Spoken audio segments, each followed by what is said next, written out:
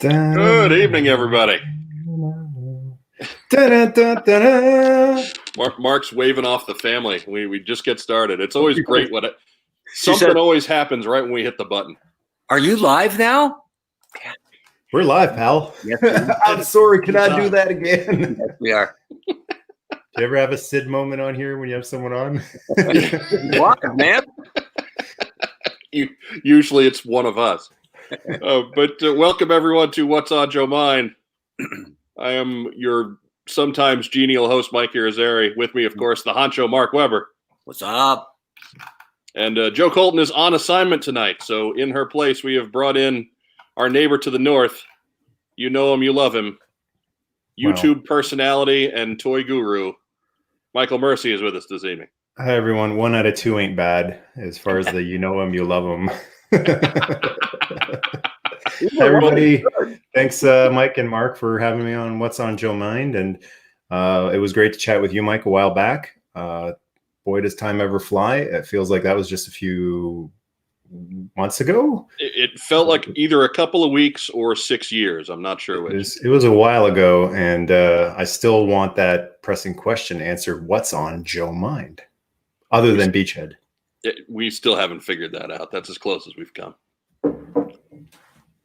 With Mark probably has some interrogator stuff going on in his mind. Absolutely. Hey, they gone. I see him in the chat there. Familiar face. Welcome to everyone in the chat. Looking forward to chatting with you guys too. Man, he gets you too? Yeah. It's funny how the regulars tend to show up.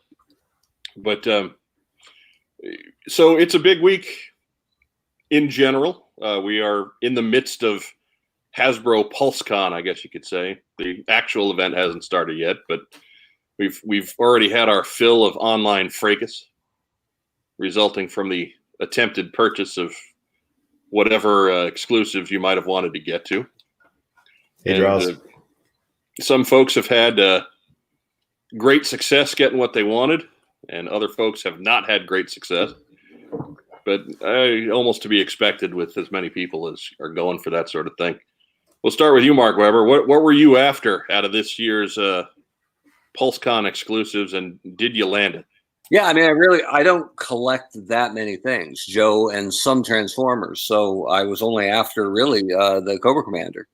So although I'm a big comic book fan, I just don't collect the toys so much as the books. Mm-hmm. And that Hellfire Club 4-pack was tremendous, and exactly the kind of thing an exclusive should be.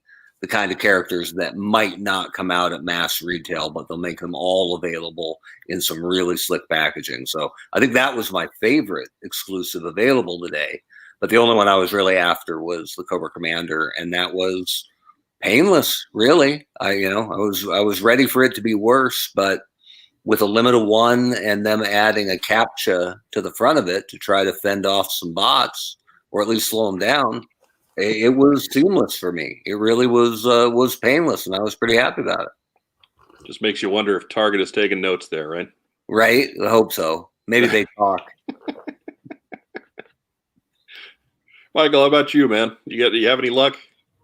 I didn't even look. Didn't even look, man. I'm a different breed of Joe Collector. That whole Matty Collector, a couple of years ago, Matty Collector had the, and I forgot to ask.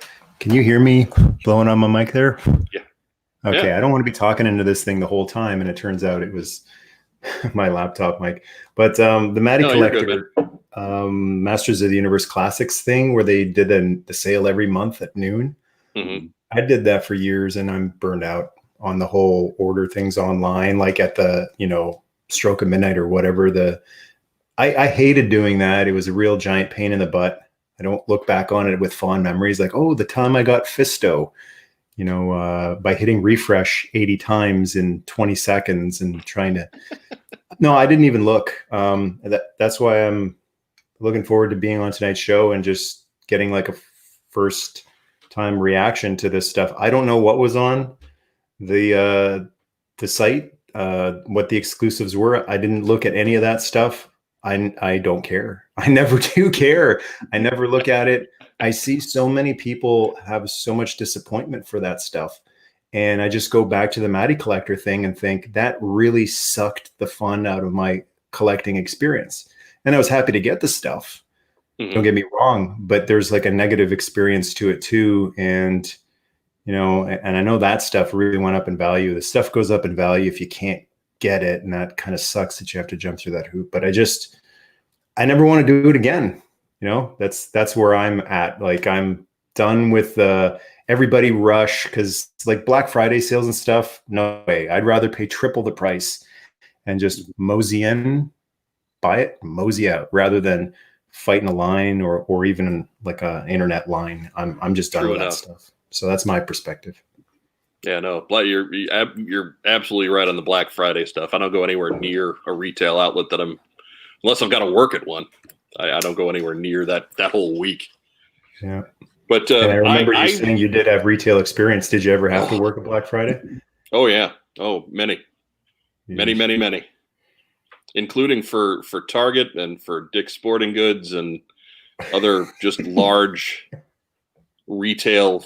I mean, the scariest one I was ever at was at the sporting goods store. To be truthfully, that was the only one that I had where people were running. You know, I had to direct traffic, and yeah, it was no good. That was no good at all. At least you could grab a bat, though, or like a Jose Canseco bat. Yep. You can go all cornet, get a tennis racket. Oh yeah. Twirl it over my head. Stick a brick in it. They were, yeah. It was that one was bad, and that like 4 a.m. is too early to have to be at work to deal with stuff like that. Right, defending your life at work at 4 a.m. I gotta say though, it's a guilty pleasure, but man, watching the videos when they put like Wagner's Ride of the Valkyries under it, or Jim Ross commentating it like that. By God! By God! The Underage! Stop the damn match! He is broken in half. Terry Funk has gone crazy. I picture the Funker at a Black Friday sale. Hey, pile driving people and going forever. I could see him doing a moonsault off a planogram. That'd be phenomenal. Into some glass display case. No, onto somebody probably. Well, yeah, but through a glass display case. Somebody's shuffling away with 4 VCRs, right? And then here comes Funk.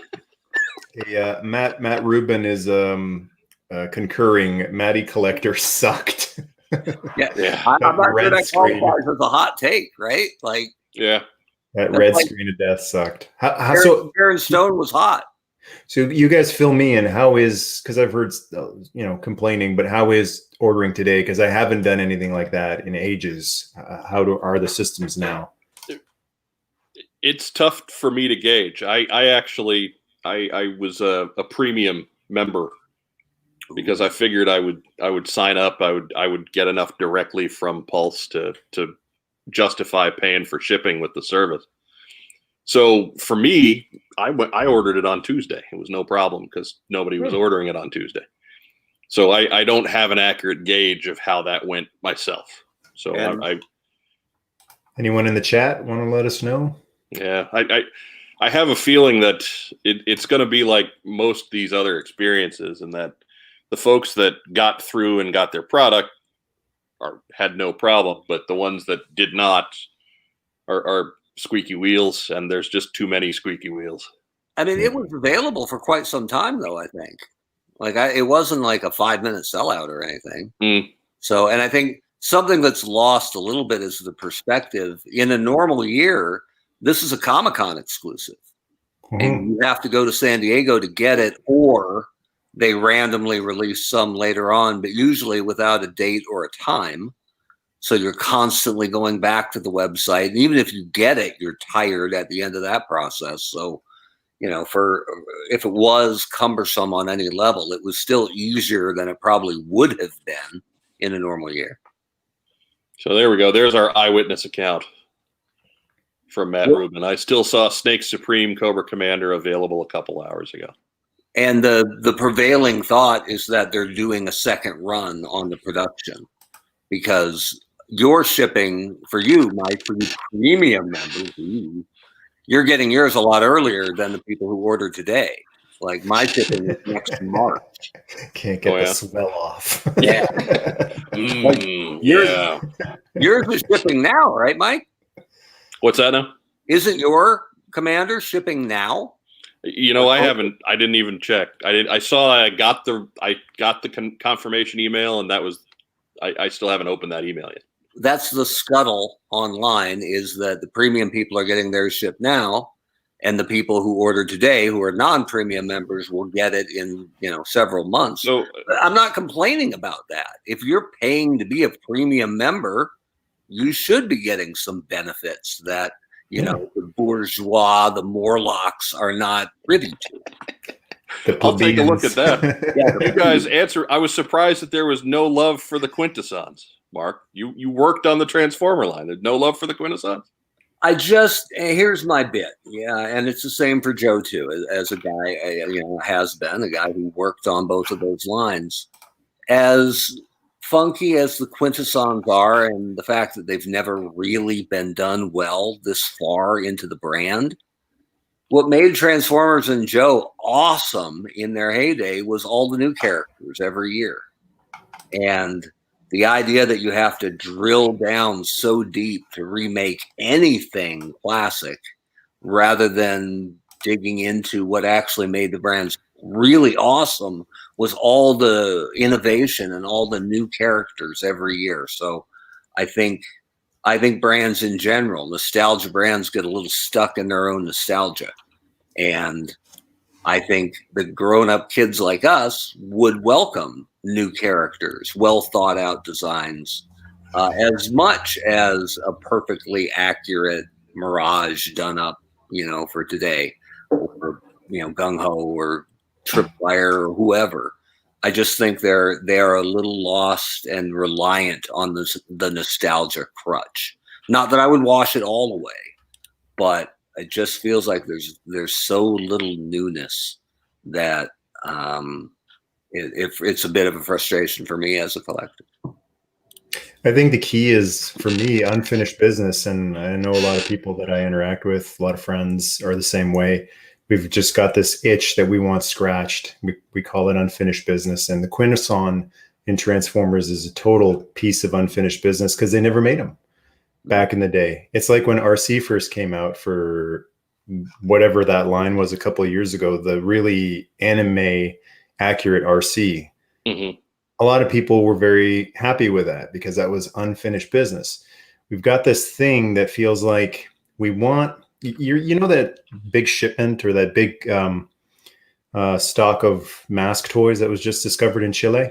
Mm-hmm. All right. So that's what we want. We want a secret vault, like a tomb. And it's really no different than discovering Tutankhamun's tomb. I mean, that was something that just the whole world was excited about. What?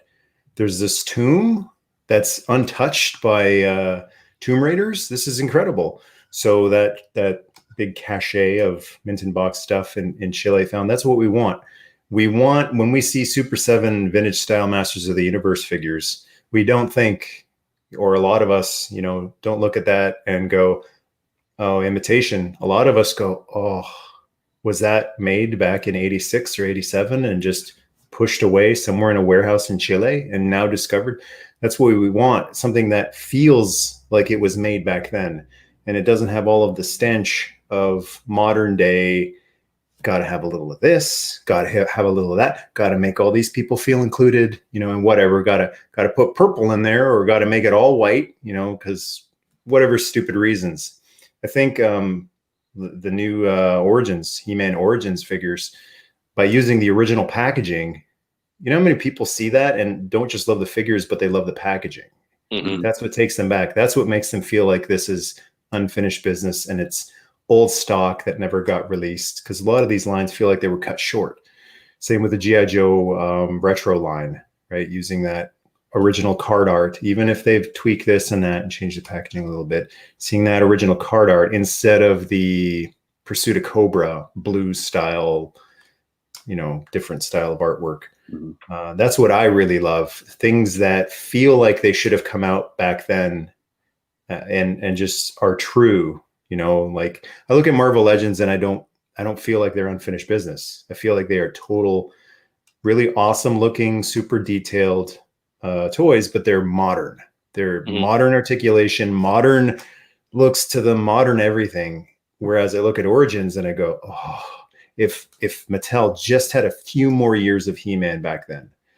And it sucks that it ended when it did. And G.I. Joe, it sucks that it ended when it did. And it sucks that Transformers ended when it did. We all wish we could have had 5 more years of all those toy lines.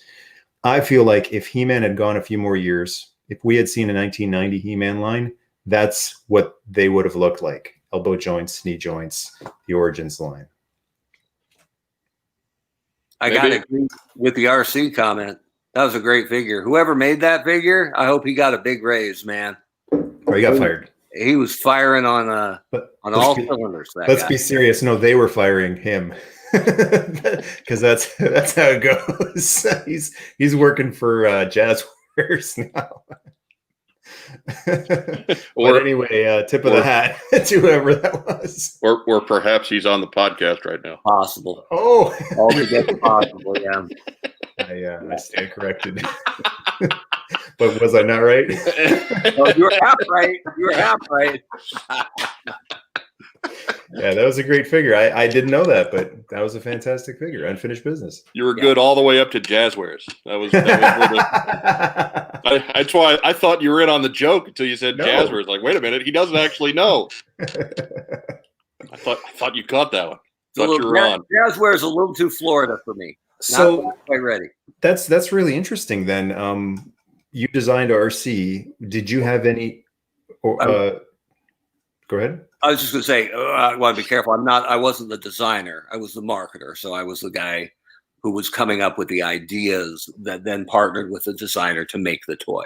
Well, I would love to hear more. And you don't currently work for Hasbro, do you? I don't. Okay. So when that was being designed, were you privy to any information about, no, we want to change this a little bit? Like, the silly stuff that we all imagine, like, no, she needs bigger shoulders, or why does you don't have to make her look just like the cartoon. You can give her purple, wings and stuff. Was there any of that stuff going on, or was there anyone going, no, make her look like she did in the movie? We need an RC. I think it was the basic push was that we wanted to make a very screen accurate, faithful RC. Yeah. And she's such an important character and an ongoing character now in the animation, and IDW has always used her primarily as one of the most important Autobots. So we felt there was always room for different versions or different kinds of RCs moving forward. But if you don't debut with the classic, the one people have never had the chance to buy, then you're just inviting backlash. So, which is what we got with Classified. Yeah. Well, oh yeah, in a way, yeah. We wanted 6-inch Joes, and we got them. Yeah, it doesn't. It is weird to me from a marketing perspective that if you're going to update the Joes, and I have no problem with that as a concept, if you're targeting new collectors and kids. But to go with something that is so obviously geared towards adults, and then neuter the weaponry, and lose file cards altogether, and go with a kind of kiddie symbol system on the side of it, it's just such a mixed metaphor that it feels like they tried to kind of the shotgun approach. Let's try to do a little something for everybody, and they never really hit any key demographic. Mm-hmm. Not perfectly, anyway. Oh, maybe Mike. Mike's pretty happy. They got really good. Stop petting your Sneeden. I just want to mention Matt Rubin said the warehouse find was real. I thought people were trolling. I thought it was real. Someone on my Patreon there posted pictures saying I just got some of those Chile toys. So I don't see why it would be a hoax. And there are a bunch of things on eBay that went on sale. A mint in box Meteor, a mint in box, whatever the dune buggy was called. So I think it was real. Seems like mask would be a weird thing to hoax, right? If you were yeah. So Nothing wrong with Mask. I like Mask, but if I was trying to pull off an elaborate hoax, it would be, ET video games or something, right? Oh, yeah. That would have some pull. Beachhead figures. Can you imagine? Because they're after that sweet "What's on Joe Mind" money. A giant metal container crate of 1986 Beachhead mint on card figures, all with broken crotches. Every single one of them, probably. There'd probably be one good one in the lot, just because there's always one. And the clips are all like paint scraped off of them. Yeah, Gotta have that. The mask is a different color than the green on the rest of the body. There's expectations involved with collecting that figure. Believe me, I know. Yeah. Now that we've got the Beach Party '86 collection, it's some of them are great. Some of them are a little play worn. We love them all.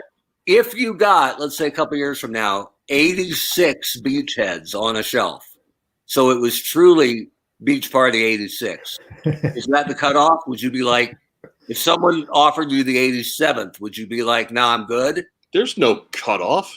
All right, there's no end. There's no cutoff. And there's 186. Or you could have a 1986 Beachhead Party then. That's the next one. 1,986 Beachheads. At that point, I hope I'm still not actually counting it at that point. Then that becomes a bit of a chore. I don't know. We're getting too far ahead of ourselves on that one. I think I'm stuck on 14 at this point, so it's not too unmanageable or unwieldy. I like that concept. If you get upwards of 2,000 Beachheads, simply by hoarding that one character, you will have driven up the price of other Beachheads out there. And guys just trying to put together like an '86 collection would be like, I got them all, but not Beachhead. Because of What's on Joe Mind, they're all like $120 now. Get my big throne out and just sit there. Yeah. Yes. Bring him to me. Yes. A guy did that with Top Cards, the year of Mickey Mantle's rookie card. He started buying up all the common cards of this one jabroni. Don't know who. I forget. But it was common. It didn't cost anything. So it was easy to buy.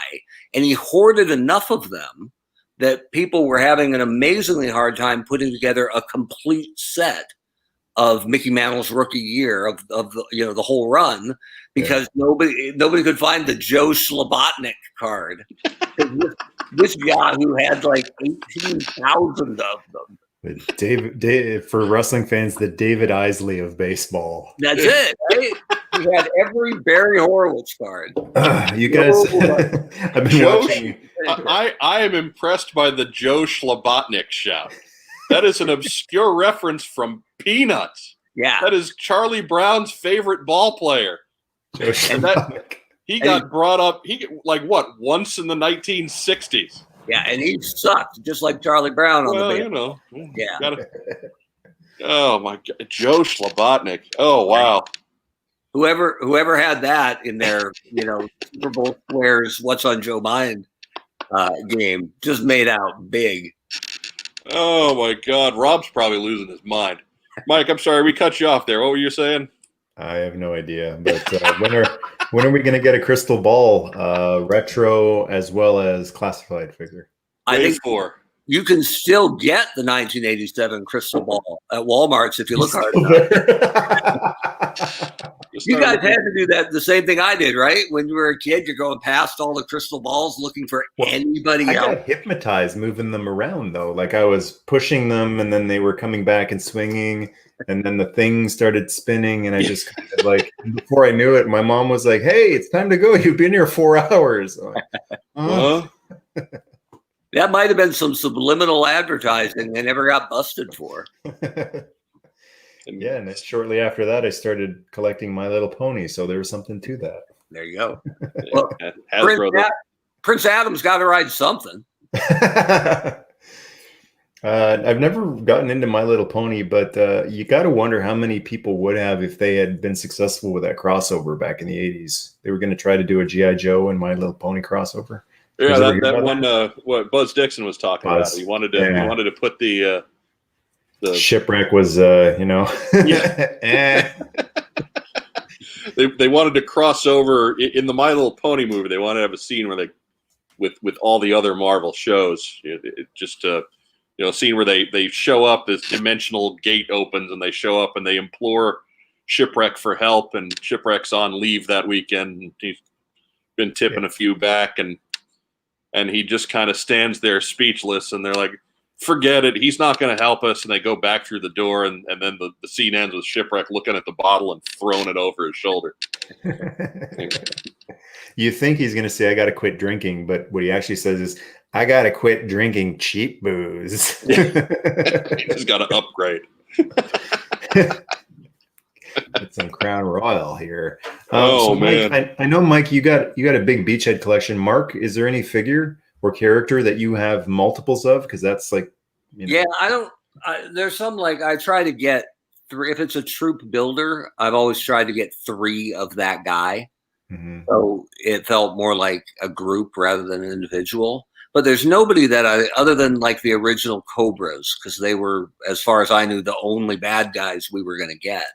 So I tried to stock up on them when I was young. So I've got, 7 or 8 soldiers and a couple of officers, but I never bought like one guy ridiculous in Joe. For Transformers, I stopped collecting everything, and I just whittled it down to my 3 favorites. So that's Grimlock, Prowl, Skywarp. Mm-hmm. So I've got a lot of those 3 guys, and Grimlock became incredibly popular again about, 15 years ago. And, it actually made it harder. Liking guys who are sort of B-level players like Prowl and Skywarp is nice because they don't put them out that often. Yeah. Woe be to the Soundwave and Megatron and Optimus and Bumblebee fans out there. Yeah. But I was pretty happy with my guys, and then Grimlock got, he was always popular, but they started using him again. Came back to the A-list. Yeah, well, pretty much on any kind of animation and even the feature film. He became one of the most important Autobots again, and then he became a little harder to collect. Mm-hmm. But those are my my guilty pleasures, I think, more than anything else. Did you ever get the Binaltech Prowl, the Acura Integra? Yeah. That was an awesome one. I love the idea of the baton, Prowl having a baton. Yeah, to play up the police part, that I think is pretty cool. And I think they redid it in blue, so I've got an actual legit Prowl looking one, and then there's this funky blue one with the regular Prowl head on it. So I guess that's the undercover Prowl figure. So yeah, it's actually blue streak. And yeah, right. Talk about rare. A blue streak that's blue. They did that in what's it called? Masterpieces. Yeah, there's a blue streak. There was a guy at Hasbro, Andy, a friend of mine, and we were talking about Transformers. I said, "Who's your favorite?" He said, "Blue Streak." And I'm like, "That's awesome. I love it when somebody has, no offense, Andy, a C- or a D level character who never got the love, but spoke to them as a kid, and they stayed loyal for like 30 years on it. I think that's great." Mm-hmm. I always thought it was interesting watching, and we've moved over to Transformers chat here, but even as a kid looking at the catalog, and it's a blue streak, and then he's silver on the cartoon, he's silver in the toy. And I didn't understand that those pictures get taken way before the thing actually gets made, and just always wondering, like thinking we're going to get him, right? Like if he's in the catalog, we got to get him eventually. When are we going to get him? And then the Action Masters came out, and I'm like, any day now. Where's the silver blue streak? The blue streak. That was just skids. About this. You have to make do with skids. Unfinished business, right? Yeah, I think it was Trax was red too, I think, on the initial artwork. Oh yeah, because of the Takara version.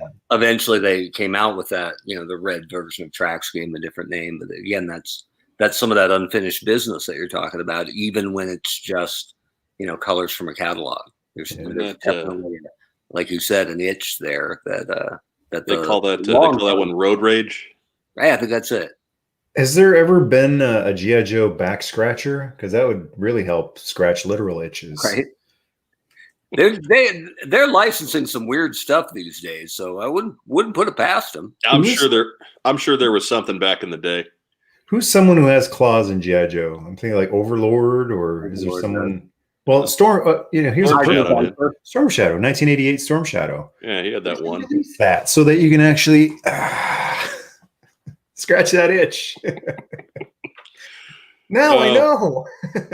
Do they need the lawsuits on that one? Right? Do a PSA with the voice of Flint. You got an itch, you got a scratch. And Storm Shadow comes in. Use the new G.I. Joe back scratcher. Now I know. And knowing is half the battle. That's it. Bill Ratner would be up for that. If you gave him a good line, I'm sure he'd do it. He'd be up for it if you gave him the back scratcher. Well, how many of us need a back scratcher? Oh, one of my favorite voices of G.I. Joe. That guy is just so. He's just the bull of the woods. To use a Dusty Rhodes phrase. There's a lot of cool, tough Joes before Flint, but Flint just kind of came in and he seemed like what was that Tom Cruise movie, Jack Reacher, right? He's a total Jack Reacher type of guy who wouldn't walk into the room opening the door. Flint would kick the door in at headquarters. Come on, boys, we're going on a mission. Right? Hawk's like, that's my office door. No time, General. Yo, Joe. Before Hawk's out from behind the desk, he's in a dragonfly. Some say that's Tom Cruise's best work when he played a character that's 6'6". Yeah. It's his biggest stretch. Yeah, that's for sure. Yeah. I think he pulled it off. I mean, it was down to The Rock and Tom Cruise, right? The Rock recently shared that he was up for that role and he lost it to Tom Cruise. So I'm like, how was that close? Right. Guy literally called himself the Brahma Bull. Bull in the China shop, Brahma Bull. He was 6'4", 265 pounds, superhero looking dude. Tom Cruise gets the part. Yeah. Tom Cruise. He's a bigger personality. That's right. You fit him in your pocket. We can always put lifts in his shoes. It's fine. We'll stand him on a crate. We'll shoot. All right. So here's a little brainstorming session here. And Mike, sorry about your format. Sorry about your damn luck. You're good, man. You're good. Tom Cruise. Okay, making a live action G.I. Joe movie, you have to use Tom Cruise. You have an edict. We have Tom. We have to use him. Who does he play today? Not 20 years ago he would have been. Today, who does Tom Cruise play? I mean, it's almost sacrilege, but I'd love to see him as a villain. Not that you wouldn't want to get the face value out of Tom Cruise. Ripper. No, I mean, if you gave him a big one, if you made him Destro or Cobra Commander. I know you're obscuring the face, but Destro. That was always one of the teases from Connery before he fully retired, was that he said he would do Bond again, but only as the villain. Mm-hmm. And Barking Fridge, good one. Ace. Yeah. I think 60-year-old Tom Cruise has to be General Hawk, doesn't he? No, man. That's the obvious one. Obvious. He's past 60. He doesn't look it though. No, he looks great. Ace or Maverick? I mean, those are the obvious choices. Maverick. Well, naturally, Maverick. How about General Flag? Since you're probably getting there you go. One picture deal out of him, right? So General Flag and Major Blood, a little pew pew, and that's it. One and done. Be Admiral Keelhaul. Playing the clarinet the whole time. That's right.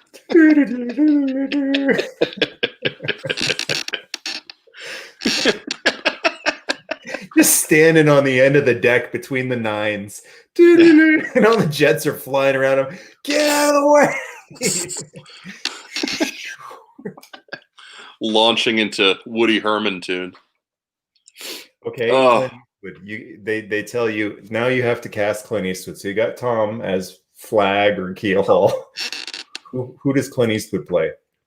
I mean, Keelhaul's dad? I don't know. Yeah, he has to be Joe Colton, doesn't he? Yeah. Joe? Yeah, that's the one. Either that or Quick Kick. Yeah, right. One of the two. I mean, Clint Eastwood is 85 years old. I mean, Why not Storm Shadow? Oh yeah, sure. Let's go for it. We'll just digitally superimpose his face and get him right on there. It'll work. It'll be a dream come true. See, I can't do fantasy casting these days because I don't know who's out there. Like I haven't seen a new movie in ages, and even if I did, I can't commit the actor's name to memory. The most recent movie I saw was Borg McEnroe, the tennis movie, which was actually really good. I really enjoyed that. Yeah, it was kind of like Rocky. It wasn't really about tennis; it was about something more important than tennis. But the guy who plays Borg is exceptional, fantastic, like a young Viggo Mortensen. I don't know what his name is, never will, like I just can't. So I forget. I go back to 50-year-olds like Tom Cruise and Matt Damon.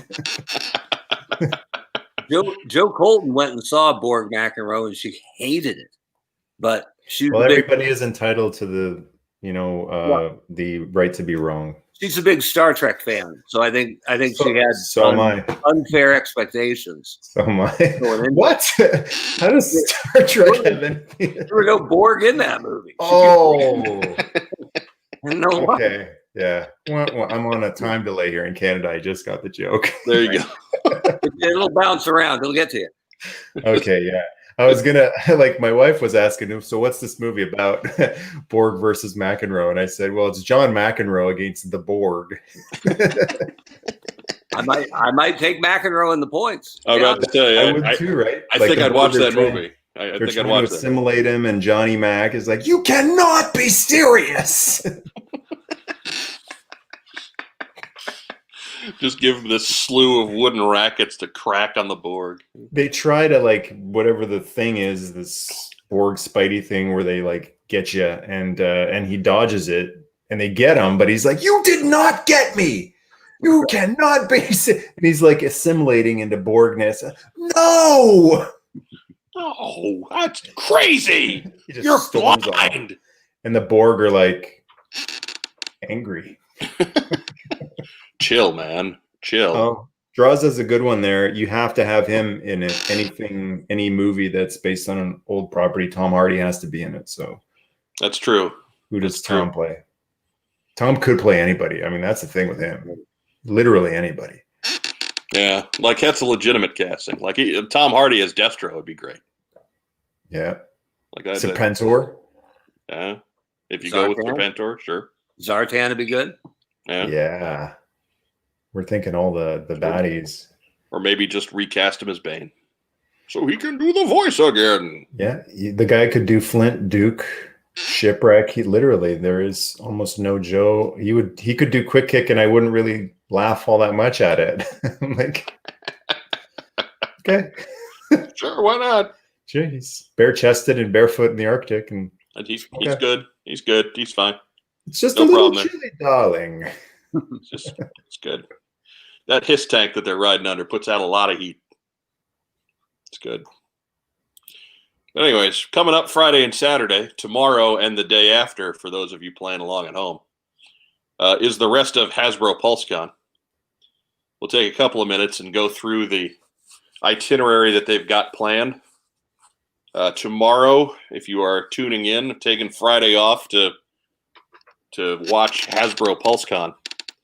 11:05 is when things get started at the Wizards Magic the Gathering presents Zendikar Rising Live. I have no idea what that's about. 11:45, Dungeons and Dragons presents Dragon Talk. 12:25, we get our first celebrity sighting with Joe Manganiello's Guide for Dungeon Masters. At 1 o'clock, the Hero Quest panel, that was their big reveal earlier in the week, was Hero Quest. That's already funded. Then 1:30, the Hasbro Star Wars panel. 2:30, the Hasbro Star Wars HasLab panel. 3 o'clock, the Star Wars Entertainment panel. 3:25, the treatment tent for Star Wars Overload opens. And we get the Hasbro Marvel panel. And then 4:45, the musical performance from Lights, a band that I have never heard of. Lights? Sure. I even clicked on the little extension thing for it, and there's nothing there for Lights. So I Cybertronic Spree busy? You would think, but I don't know. Stan Bush? I think I think they're Canadian. I don't know if they'll let them across the border. Oh, right. Yeah, I guess same goes for Kick-Axe Spectre General, too. There you go. But September 26th, Saturday at 10 o'clock, that's when our particular fandom is represented. 10:05 a.m., the G.I. Joe panel, with panelists, the Hasbro G.I. Joe brand team. And this is straight off of HasbroPulse.com. Even more news and reveals are waiting for you during the G.I. Joe event at Hasbro PulseCon. Tune in and be the first to see new items, find out which characters will be launched next, and get a peek inside our development process directly from our team. And if knowing is half the battle, you're going to want to join in for G.I. Joe trivia and show off your expertise. Plus a special appearance from Henry Golding, star of the upcoming film Snake Eyes. Don't miss all this, plus other fun surprises we've got up our sleeves. Yo Joe. And all that's going to get squeezed into 45 minutes before they give way to the Zoids panel. Zoids? Getting pushed off the stage for Zoids. So I'll pose the question to you, gentlemen. What are we going to see tomorrow on the G.I. Joe panel? A lot of complaining Joe fans. Right. That'll be afterwards. That'll be when the Zoids panel goes. That's when that'll start. He's dead on. I got a question. Did you guys like back in when we were growing up and collecting all this stuff before the internet? Did you guys enjoy finding out about things in the store? Yeah. Wasn't that a rush? That was some of the best part of collecting, was finding the first Joe in March or so. And it didn't matter who it was. I didn't care who it was. I just wanted to flip it over and see what the possibilities were for later in the year. Same thing with the vehicle. The first vehicle you got, didn't matter what it was. The first thing you were dying to get was that fold-out catalog. Yeah. And it was some of the best parts of being a toy fan as a kid. So, and then sometimes you would get sneak peeks in the catalogs, Sears catalog, Consumers Distributing catalogs. Very small images, not high definition. You couldn't blow it up and fill up a giant TV screen to look at it. It was just a little glimpse. Like I remember my first glimpse of 85 Snake Eyes. I couldn't tell what he looked like. He was a black figure and he had something white beside him. It kind of looked like a wolf. And I remember having a discussion with my godbrother. We were going through the list and the code names were there. Shipwreck, like we knew these are new guys. Shipwreck, we saw him on the cartoon, Shipwreck and Snake Eyes, and we were like, we had like a disagreement, and he said that's Snake Eyes, and I go, it's the old Snake Eyes, and he goes, no, it's a new Snake Eyes. I'm like, there can't be a new Snake Eyes. That my mind couldn't understand that. What do you mean a new Snake Eyes? There's so many Joes to make. Why remake an existing Joe? It doesn't make sense. I have a Snake Eyes, or everyone who has one, what are they going to do with their old one if they have a new one? Throw it in the garbage? I don't understand. He was so small we couldn't make any details. Yeah, we couldn't make any details out. And then my first time actually seeing the toy was in a store. And that stuff was so exciting for me. And over the last couple of years, I've just found that it's kind of like with movies when you watch the trailer and then trailer 2 and trailer 3, and you watch them over and over again. And by the time you get to see the movie is like ho-hum. Same thing with toys, like looking at the pictures, the reveals, all the reviews and stuff like that, months, sometimes a year before the thing comes out. It's so anticlimactic for me to see it hanging in the store. So to put this theory to the test, and I haven't been really following news that much. And if I see a picture, I don't really dwell that much on it. I'll rarely do a video about, hey, here's the reveal. Let's check this out. But to put that to the test, I saw the new He-Man Mr. T figure for the first time ever in the store like a week or two ago. Oh, yeah? I didn't know it was coming out. I had no idea. I had never seen a picture. No one had told me, hey, this is coming out. Check this out. I didn't see the reveal at Online Toy Fair, nothing. And that just transported me back to when I was a kid, like, oh, this is a thing. Are you kidding me? This is super. And the Jake the Snake Roberts He-Man figure. Jake the Snake as a Snake Man. Same thing, right beside T. And my mind was blown. I'm like, I like this feeling. I like not knowing this was coming, not having the stress or the anxiety of hunting for it, knowing it's out there and hunting and going and being disappointed and going again and being disappointed. I like that. And that just kind of reinforces to me to not dwell too much. You know, it's cool to see, but just not dwell too much and dissect and suck all the fun out of like the experience of seeing it hanging on a peg in a store and having that be the big reveal. Because like we're nostalgists, right? We love nostalgia. We love the thing. But I think one thing a lot of us miss is the experience as well of like the reveal being in the actual store. Oh yeah.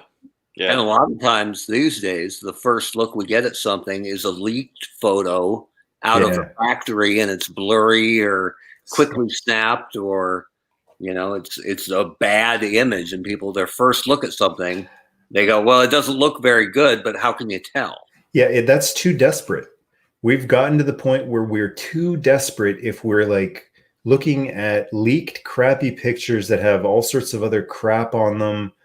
Like when they have like different like credit stuff on it. It was never meant to be public. Mm-hmm. But there it is. It's blurry. It's out of focus. It's weird. And here's your glimpse. And they do that with movies too, behind the scenes shots. They're filming this movie here.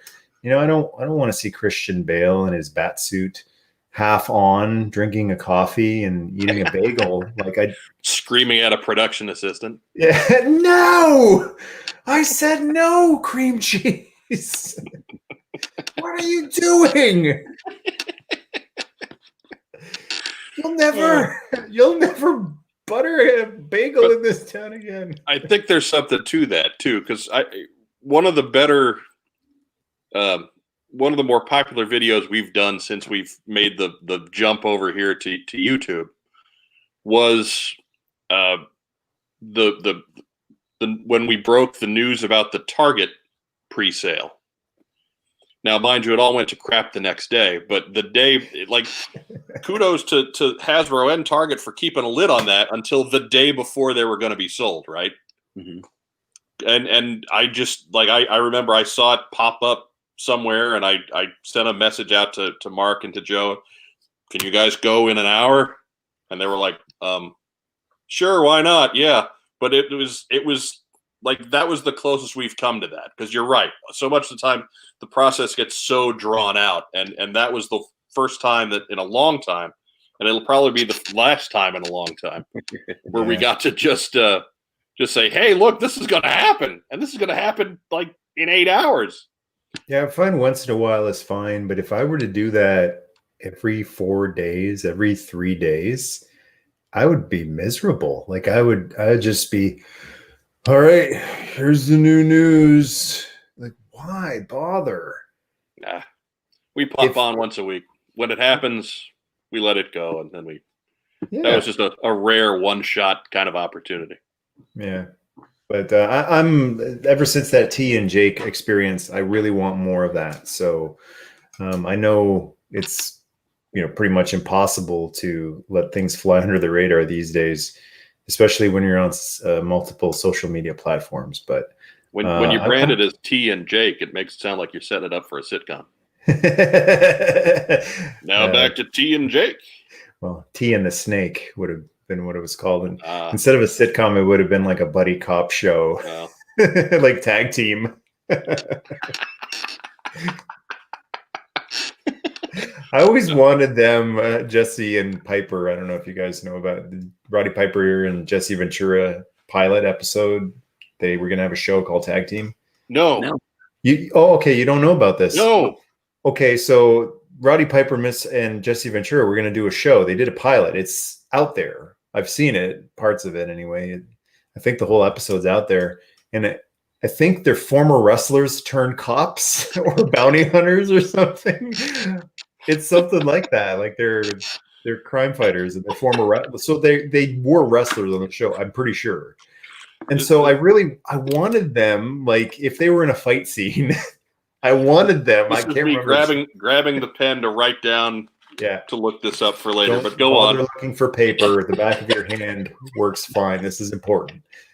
You're gonna but I wanted them to be in a fight scene. So you got like 3 hoodlums beating up Jake, or beating up Jesse. And Piper, instead of helping, is like on the other side of a fence that's only up to his waist, right? And he's like leaning over. And Jesse, punch, hot tag. Piper comes in. Oh, here we go. I'm a house on fire. They use wrestling rules, like if the guy Punk gets to the fence, he's got to let go of the sleeper. And but this thing is out there, the tag team. That's why in WrestleMania 6, when Piper's coming out with anyway, Piper is going for his match. Jesse says, "That's my tag team partner." I always wondered why he said that, because they never teamed, and that's why they're. That was it. Gotcha. I was thinking, as a fan of both guys, that show had to either be amazing or just god awful, right? And probably nowhere in the middle. Why not both? It's going to be so god awful that it is amazing. That's right. What it is. Yeah. But yes, first piece of paper within reach, an old envelope for an electric bill. That is where I have the notes written down. This is where it will happen. I want my biggest wish for 2021 is reaction tag team figures. How obscure is that? Roddy Piper and Jesse the Body tag team reaction figure. Maybe if it goes gets the full season worth of episodes, they can maybe cast Hulk Hogan as the villain. Yeah. I mean, we're only probably 3 years away from Funko Pop actually considering that, right? Because they have dug pretty deep into the whole pop culture well. So, don't they have Mike Irizarry and Mark Webber? Is it Webber or Weber? No, it's Webber, and they actually reached out to us, but they said the heads on the Funko Pops are too small to be me and Mike. So. I say Weber because there's a street in Kitchener, Ontario, where I'm from, named Weber. It's spelled like you spell your name, but we always pronounce it Weber. All Kitchenerites pronounce it Weber, and we always know when someone's out of town because they go, "Hey, you want to go grab dinner?" "Yeah, sure. What are you thinking?" "Well, there's this nice restaurant on Weber." I'm like, get out of our town. I mean, the only big Weber spelled correctly claims to fame are the Grill, which is Weber Grill, and the Bowler, right? Isn't Chief Weber on Grey's Anatomy? And not up on my Grey's Anatomy. He's been there forever. I mean, it's an accomplishment to be on Grey's Anatomy and not be killed off after 14 years. So. And you say he's in charge? He was. He was the chief, I think, in the first 50 years of that show. Anyway, he's still around though, and it seems like my wife watches it, and it seems like they've killed everyone except for 3 people on that show. So he's one of the survivors. Did they kill him, or did they just wander off into the ether, never to return? Well, they kill him. It's pretty brutal. Like, they come up with these insanely.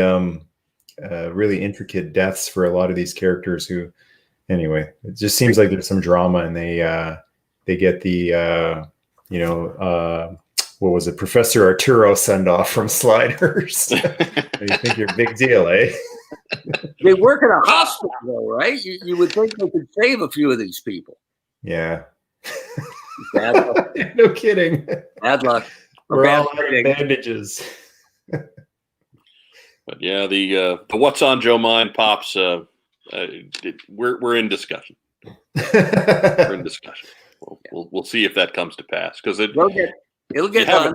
You could have a Mike, you could have a Honcho, and then you could have like 8 or 9 Joe Coltons. That's true. Honestly, we're not outselling any of Joe's figures. So no, we would be number 10 and 11 out of an 11 figure set. You know what? They'd have to multi-pack it. You'd have to get Joe. You'd have to buy Mike and me. That's how it works. Yeah, something like that. Fine. Something like that. It's and honestly fair. That's fine. I'm okay with that. So would we be outselling the Michael Mercy pop figure or no? I don't know if there's one out there. I kind of feel like there is one. I feel like Funko has some sort of some sort of deal where they don't have to pay any rights fees, do they? They can just, they've made so many, they can do whatever they want now, They right? seem to get everybody. So, okay. I'm waiting for those semi-obscure 80s sitcoms that ran, 5 or 6 seasons, but don't have that staying power. I'm waiting for the Empty Nest Funko Pop run. I'm waiting for the Wings Funko Pop run. What was Burt Reynolds' sitcom? Evening Shade. Evening Shade Funko Pop, Burt Reynolds. Right. You could complete your set of Charles Durning pops. Yeah. There you go. Northern Exposure. That's a good. Can you imagine if Ted Danson signed a deal? Oh my goodness, dude! I get some Cheers pops. I'm down with that. that. Cheers pops, and then you could roll right into Becker pops, and then CSI pops. I mean, and then Good Life or The Good Place, and then finish up. Of course, I think they did The Good Place, didn't they? Probably. 3-minute baby set. That was popular in the last 10 years, so I just assume it's been done. We need more Steve Gutenberg merch out there. Short circuit, baby. The two biggest "what happened to this guy" stories ever for me are Steve Gutenberg and Ray Parker Jr.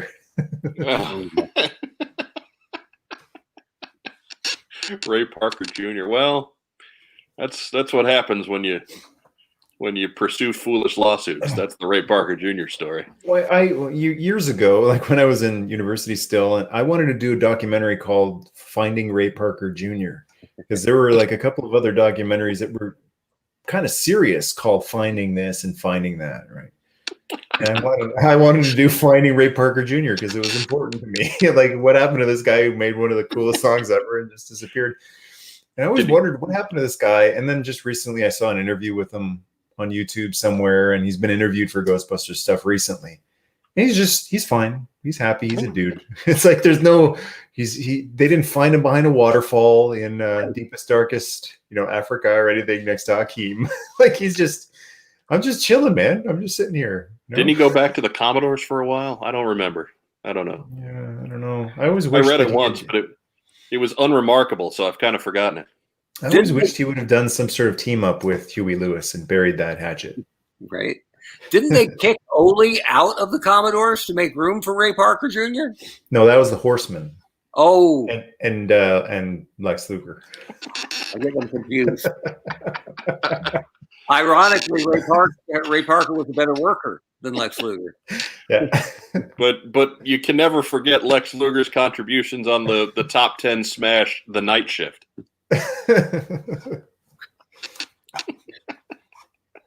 I'll always remember Lex for losing that fight with the shirt. Oh my God! No, I've been watching some, and we're getting away from G.I. Joe here.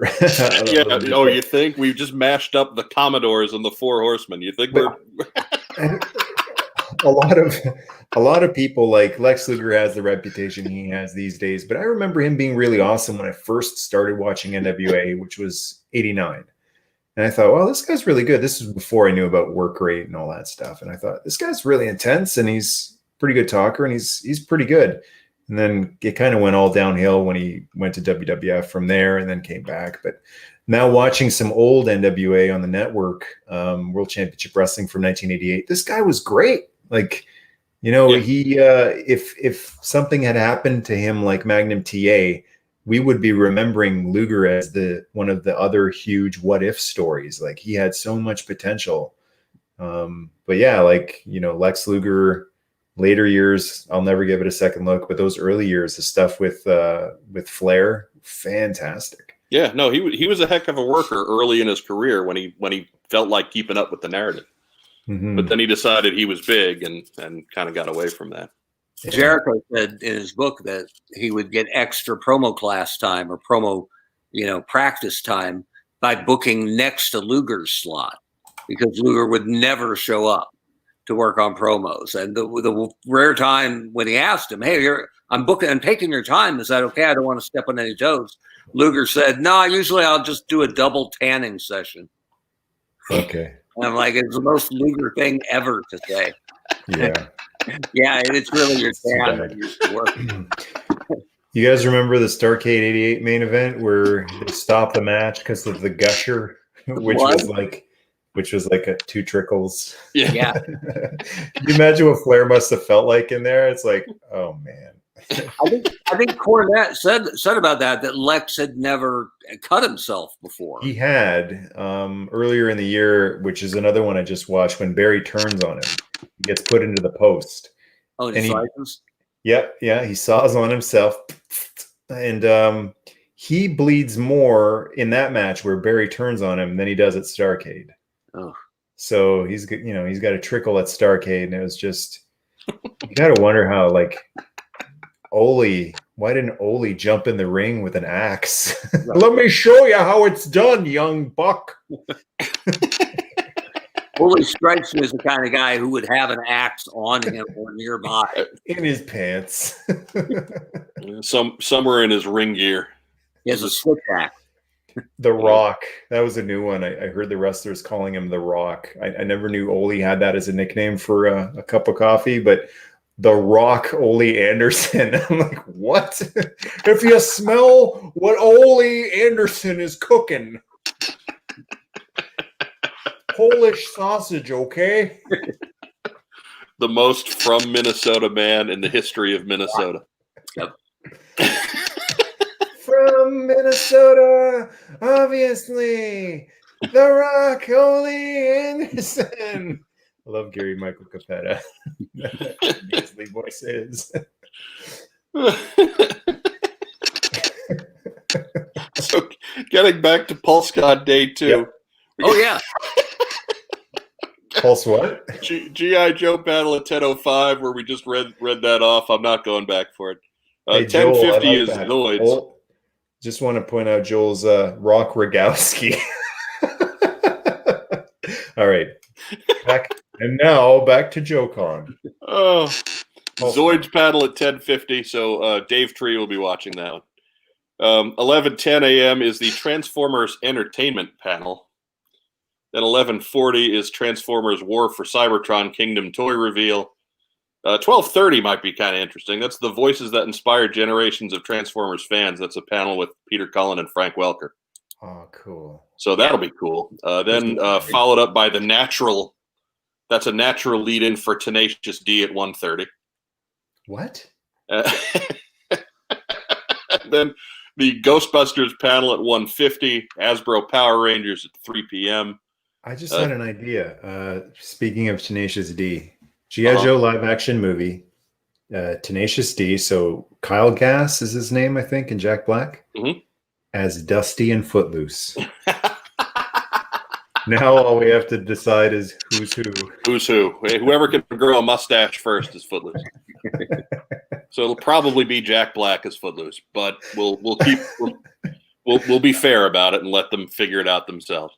I mean, see Kyle as Dusty. Yeah, it doesn't matter what you call him or what the role is. I'm pretty sure Jack's going to play that character he always plays. Yeah, he's good at it. Hey, yeah. It works. It works. There's some night court chat in the talk in the chat there.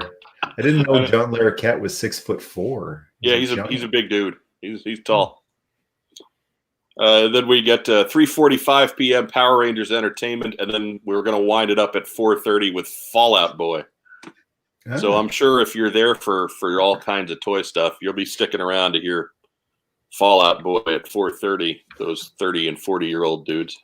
Now, seriously, why didn't they get Stan Bush? It's a tough get. I mean, he's busy. He's got a lot going on. He's got Stan Bush. The pandemic, though, has probably. I think he had to cancel his tour. Yeah. Not to mention Stan BushCon is the same weekend. So I thought that was something totally different, actually, Mike. But no. That's BushCon. That's not Stan BushCon. Oh, okay.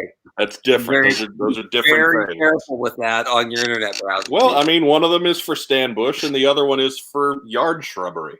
There you go. It's very close, but not the same. Not the same. They've actually used Stan quite a bit in the last several years at least with the Transformers brand. So maybe they just want to freshen it up. Yeah. Is there a Stan Bush Funko Pop? I'm sure there is. I'm positive of it. I wish that with all these little extras, to go back to Transformers for a second, the Unicron that's coming out, the Hasbro Pulse Unicron, and they're including little tiny Galvatron, little tiny Hot Rod or Rodimus. I wish they would include an even tinier Stan Bush so he can stand with a guitar, stand on Unicron like the music video.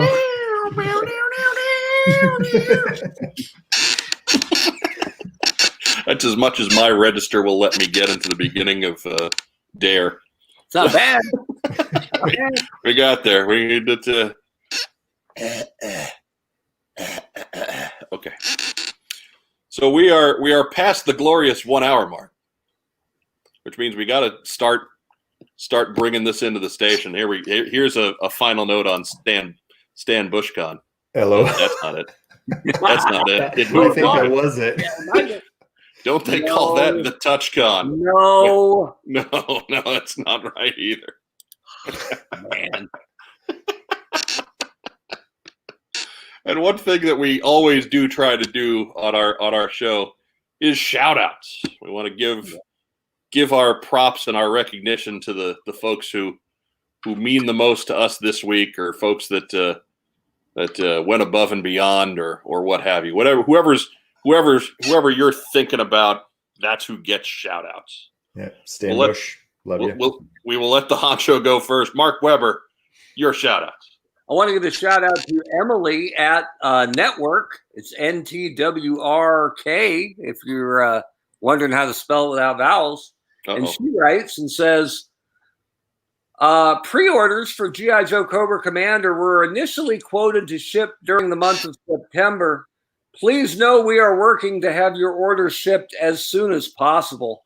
The shipping delay is in relation to the recent restrictions on the carrier systems as a result of COVID-19. Unfortunately, this is a circumstance out of our control. You will likely see tracking information populate in the middle of October. So if anybody like me made the mistake of ordering a Cobra Commander figure through the Network app, they're going to miss their ship date by at least 2 to 6 weeks. So that debacle rolls on. So we'll keep tabs on that in our other very popular segment called What I Didn't Get In, weekly, right here on What's on Joe Mind. What's important is you're not bitter. I assume it'll get here at some point, and I don't need it now versus later. I just like watching errors compound, right?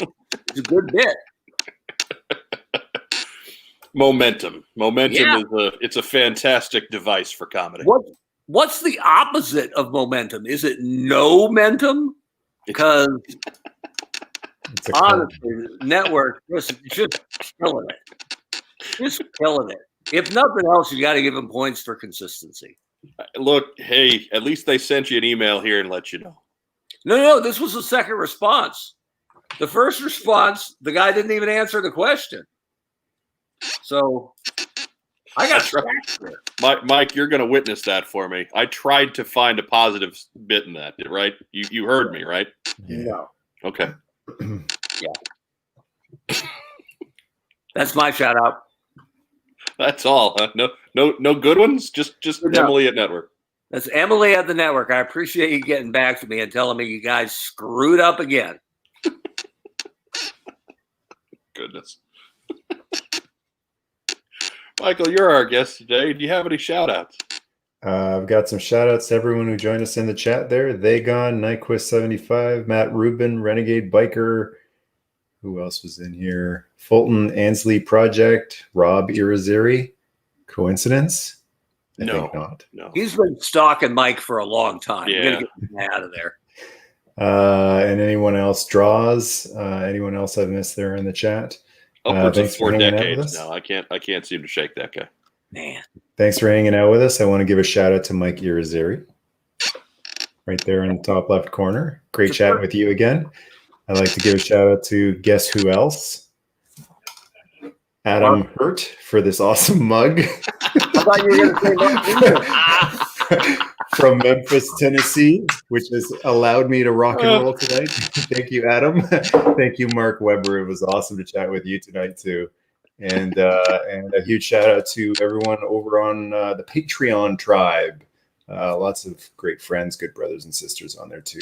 Always want to give them a shout out. Awesome.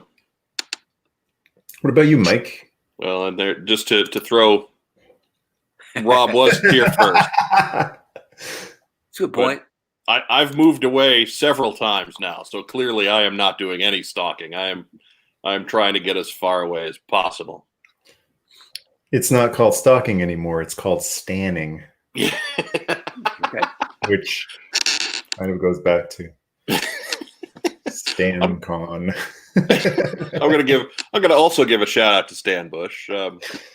Big fan of your work. Don't let the conversation here try and tell you otherwise. I just want to say Stan Bush is one of the most inspirational singers of my entire life. I have loved The Touch ever since 1986 and Dare.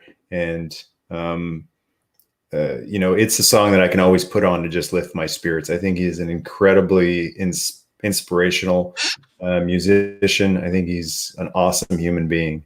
And I don't know if I'll ever get the chance to chat with him, but I would take that in a heartbeat because I think Stan Bush is a national treasure. Oh yeah. Look. So I guess shout out to Stan Bush too. Dude took a big chance on his career by giving our silly robot movie a kick-ass soundtrack, right? Yeah. Same goes for that Jean-Claude Van Damme movie too. In 1986, you don't get to do the Transformers movie without potentially, wrecking up a good thing that you got going. So kudos to Stan for rocking out Transformers the movie. That's a good and history has shown it was the right call. Absolutely. It's a good point. And if you think about it, that movie ruined Orson Welles. Truly. It didn't. You never heard from him again. Too soon? You never heard from him again. I don't know what happened with that guy. Too soon, Mark. Give it another week. Yeah.